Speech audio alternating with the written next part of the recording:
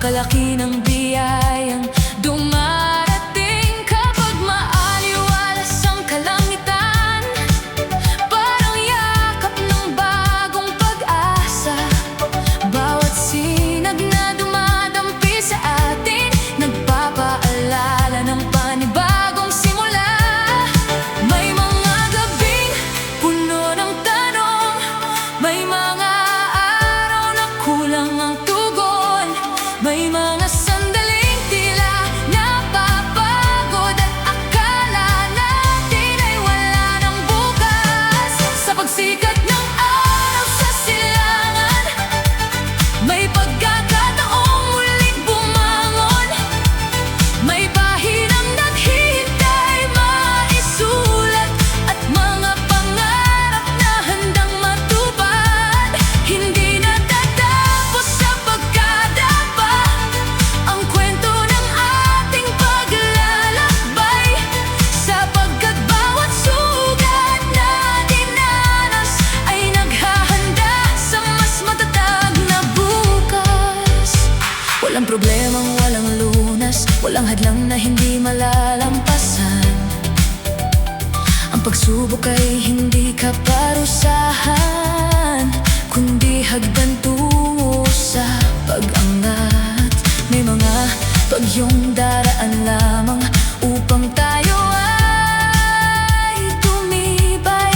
May mga landas na mahirap tahakin upang mas makita ang tamang landasin. Kapag tila tayo'y nag-iisa, may presensyang tahimik na kasama. Hindi man natin siya nakikita, ngunit kailanmay hindi nawawala. Tulad ng aninong kasabay ng liwanag sa bawat umagang sumisikat. Pagkatapos ng dilim na tinahak, may liwanag ding naghihintay sa ating landas. Sa bawat pintong muling bubukas, may panibagong pangarap na uusbong. Sa bawat tinig na ating naririnig, may paanyayang muling magsimulang tumindig. Hindi pa nararating ang wakas ng kwento ng ating bukas, sapagkat matapos ang pinakamadilim na gabi, still the sun will rise.